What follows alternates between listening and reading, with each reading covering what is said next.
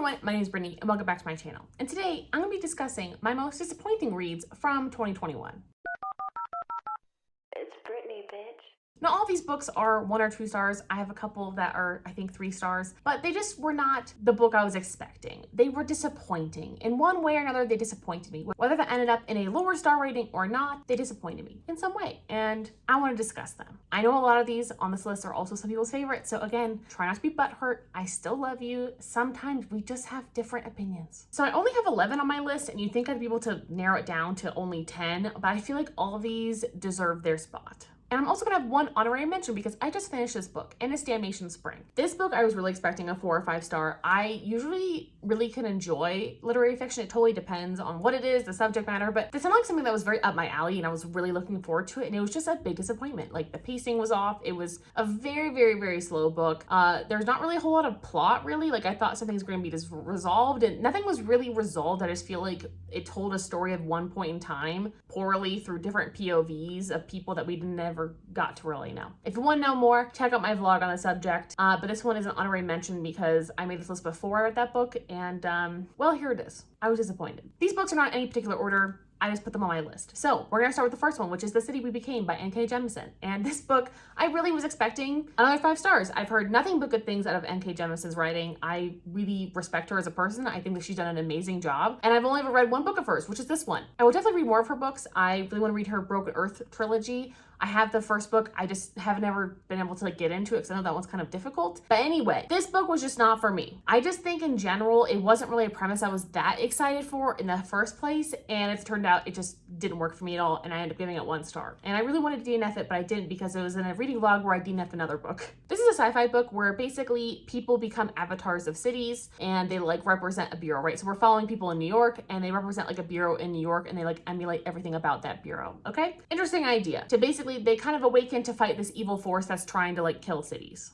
But basically, these superhuman avatars end up having song battles with Lovecraftian tentacle monsters. And I'm sorry, that just really wasn't for me. I was really bored throughout most of it. I was very confused at a lot of points too. And the points that I did understand, I didn't like. I just feel like this could have been done differently. It just also didn't really work for me. It's kind of like a really bad comic book if I even read comic books. That's kind of what it felt like. If you like comic books, you might enjoy it. But for me, I'm not usually into this superhuman or superhero sort of thing. And it kind of went to that realm, but I just didn't find it engaging. I didn't connect with it. I didn't engage with it whatsoever. It just ended up being a really disappointing read, and honestly, I don't know how I even finished it. So this subject matter was just not my cup of tea. The next one I know is a lot of other people's favorites is Station 11. And this book, I DNF'd it at 50%. I listened on audio and that's how I got through it because otherwise I've tried to attempt it a couple of times and I just never could get any farther than a chapter in. I actually really like the beginning, especially on audio. I actually really like the beginning where there is this, it's basically a giant pandemic and this thing kills 99.99% of people on Earth. Really interesting. I love that pandemic part. And then obviously the rest of the novel is dystopian. It's after, the apocalypse basically. But I just didn't really connect with that part at all. We're basically following a theater troupe through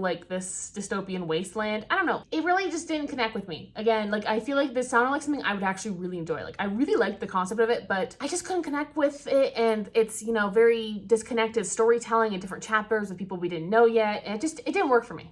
Period. This book was just disappointing. I was still hoping for something better than what it was, and I just don't know if I'm ever going to pick up any of her other stuff, so it's definitely impacted me in that way. The next one is a holiday favorite for most people. It's In a Holidays by Christina Lauren, and I really wanted to love this book. I think that's the problem too, is I think all the books on this list I had high expectations for, and this was kind of one of them. I really was expecting a good 5 star out of this. Christina Lauren usually is a hit or miss for me. This was obviously a miss. We're basically following May, who's supposed to be repeating this Groundhog Day-like existence, right? Where she goes to this cabin where she goes with her family and her family friends for the last 20 years, whatever. And then they get in a car crash, and then she restarts at the beginning of the trip. And she's kind of starting to she has to kind of redo what happened between her and the guy she likes brother. Okay, interesting premise, but we only kind of go through the loop 3 times. I'm just gonna spoil it for you. It's really not what I was expecting. That part of it really could have honestly just been left out, and we really could have just followed her from the beginning of the trip. I don't know, especially because we never got to explore other relationships, other things in the different timelines, and you don't really know what makes her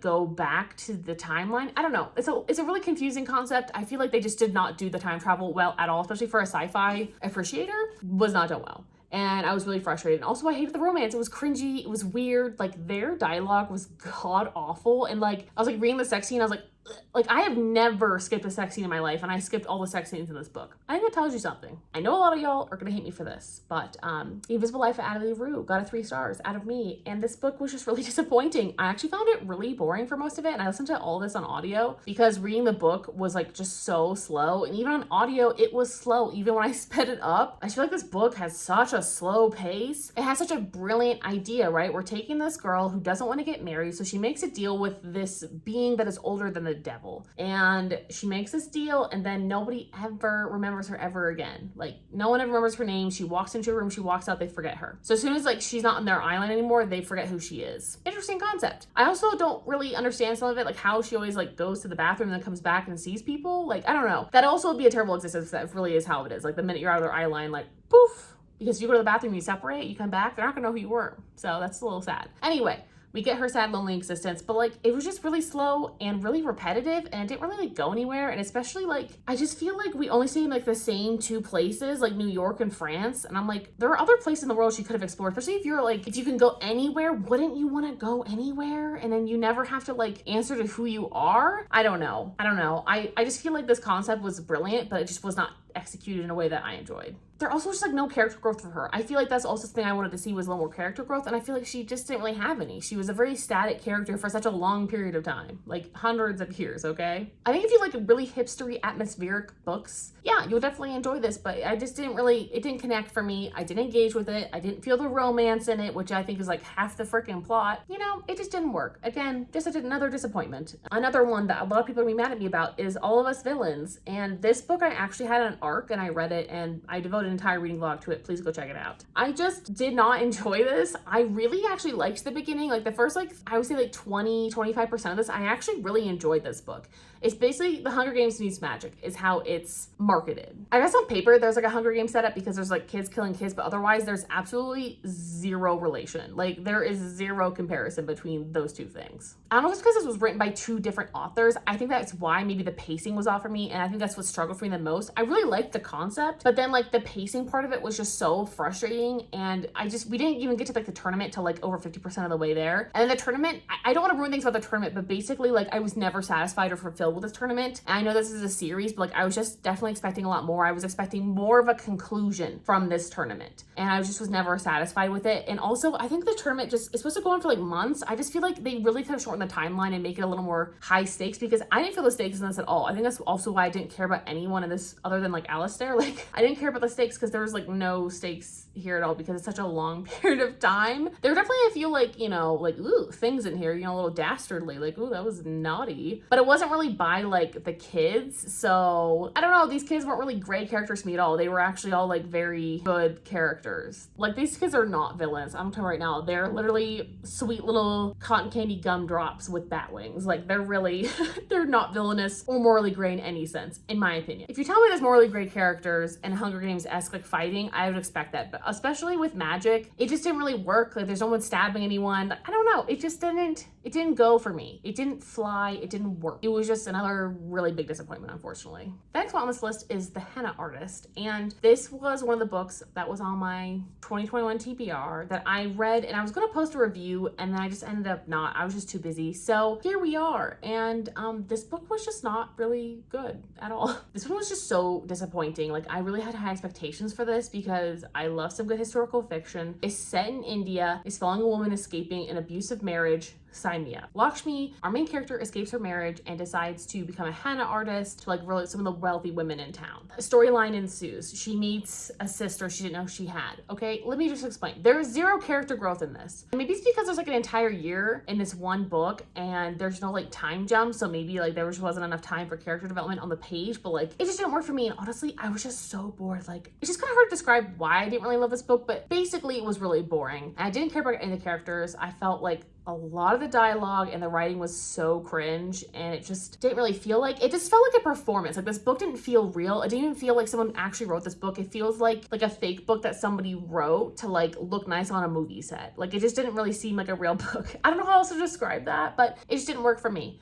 Just go check out my review on Goodreads for it. I really don't know how else to describe this book, but it was just really disappointing. Like, I was expecting something good and I could barely finish it on audio. So if you like historical fiction about India, I don't even know if I'd recommend it. I don't think it even adds anything to the genre. So next one on this list is Mexican Gothic, and I really like the idea of this book. The ending is a great ending. Like, the idea behind this book was amazing. Okay, we have Noemi, who basically goes to like rescue her cousin, who sends her family like a frenzied letter of like, help me, I'm stuck in this house, there's something weird going on. She goes to investigate. There's something weird going on in this fucking house, let me tell you. It is weird as fuck. I love that aspect. And if you've read the book, you know, it's fucking weird. It's really good. I really love that aspect, which is the only reason it even got stars, because honestly, it was so boring until it got to that point. Like, it was so boring, it was very repetitive, and the writing just doesn't really work for me. I don't know if I can just really connect to the writing. I think that's half the thing with books. You have to connect to the writing. You have to like have it make a movie in your head a little bit. You need to be able to see things as they're happening. And this book just didn't do it for me. And the characters were pretty boring. I liked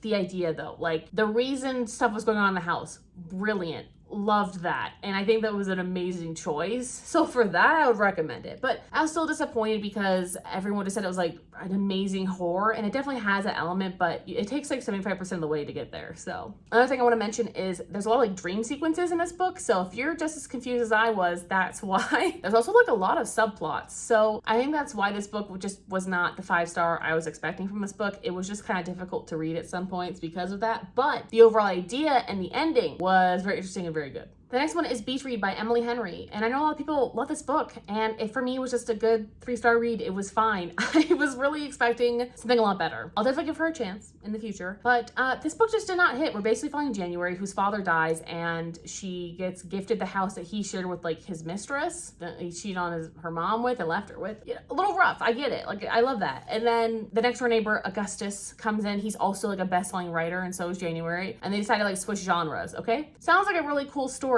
but it was just like really boring and just kind of slow. But I think the real problem was it kind of like switched between like being light and fluffy and like dark and moody. And especially with our love interest, Gus, like he was just such a moody, insufferable asshole half the time that I just couldn't really root for the romance, which is like the whole fucking plot. But then on top of that, I just feel like, yeah, like it would go really dark and it had a cult inside of it. And then it would go really light and fluffy. And it needed to pick out what kind of book it wanted to be. Are you a rom-com? Are you a serious romance? Like, what are you trying to write? I just, you know, there's a big difference between a light and fluffy romance and like a dark literary fiction. And I just feel like this book towed the line in so many different directions. It just never could figure out what it really truly was. So again, another disappointment, but not terrible. 3 stars for me. So go check it out. And I'm definitely gonna try People Meet on Vacation, because that one has excellent reviews from pretty much everyone. The next one even hurts my heart to talk about. It's The Space Between Worlds. And I really thought this would be a 5 stars for me because I love science fiction. And then there is also a sapphic romance in here. And I was like, sign me the fuck up.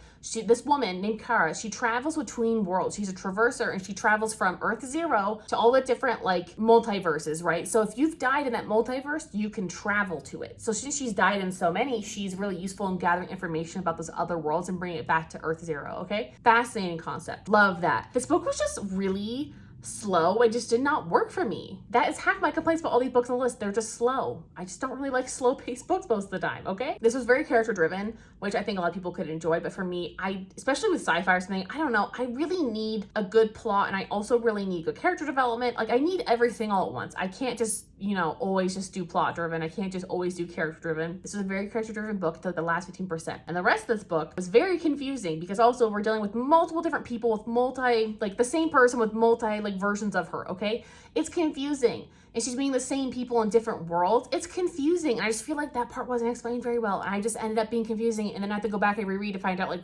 who are we talking to, what world are we in, what's going on. I mean, it took me a whole week to get through this very small, like 320 page book. So I think that tells you something, but it was just such a struggle. And I was just so disappointed because I really expected to love the shit out of this book. It has everything it sounds like I would enjoy. The next one also might get some hate, and it's 6 of Crows. Why do y'all love this book? I really don't understand it. I just feel like if you age the characters up, I could be okay with this. But you cannot tell me that these fucking characters are like 17 years old. Bullshit that they're 17 years old. I think this book falls into that category where publishers are like, okay, I love the book, but age them down. Age them down. We have to sell something YA, sweetie. That's what happened with this book because these characters do not read like 17-year-olds, and it really just threw me out of the story because I kept having to remember like they're teenagers doing all this shit. So there's like 6 kids that go on a fucking heist. No, there's no way that Kaz acts like that. Let me tell you, that's fucking ridiculous. I mean, also, you cannot tell me that a 17-year-old kid with a bad leg is terrifying and like terrifies the whole neighborhood.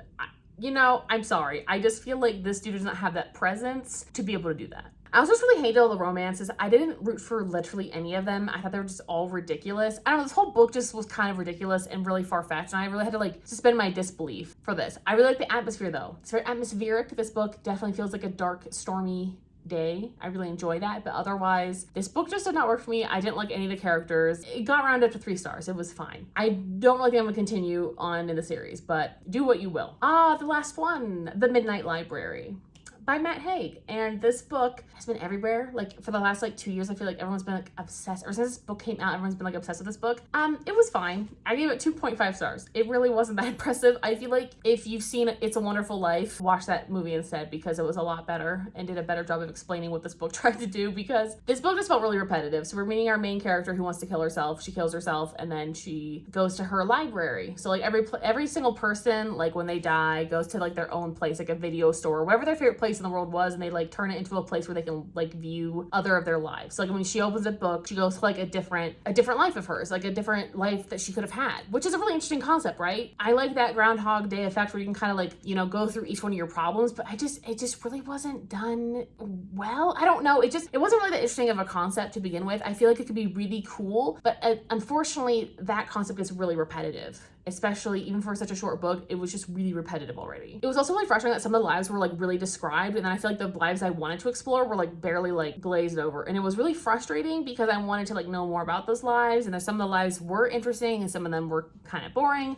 I feel like the more boring lives you spent more time in, and I was like, I really don't care. You know, that's just how it goes. I can see why people fully love this novel, but like for me, it really didn't hit. And I feel like other books like The Life of Ida LaRue could even do that maybe a little bit better. Or again, just like It's a Wonderful Life. I just feel like this is such an overdone concept. And I think he did it in such a heartwarming way for people like him that suffer from depression and stuff. I think that's great. But like for me, I really didn't connect with it. It didn't like do anything for me. I just wanted something a little bit deeper maybe. I just feel like it really didn't like surprise me in any way either. It was just very predictable and like kind of ended the way I wanted. Like you would expect it to. There's also just like a lot of cheesy quotes in this, and the librarian was so cheesy. It was just very overdone, very cheesy, very predictable, very repetitive. So anyway, that's it for my list, y'all. There definitely were more that were supposed to be on this list, but I took them off because I was like, I'm not talking about all those damn books. That's too much work to edit all that. But yeah, did I have a great reading year? I'm gonna say probably no. I feel like my surprising books and my best books were definitely my shorter lists. Anyway, those are my most disappointing books of the year. Please let me know some of your most disappointing books down below, and hopefully we can agree on a few things. And if not, fight me respectfully in the comments. Anyway, thank you guys so much for watching. Like and subscribe. Talk to you guys later. Bye.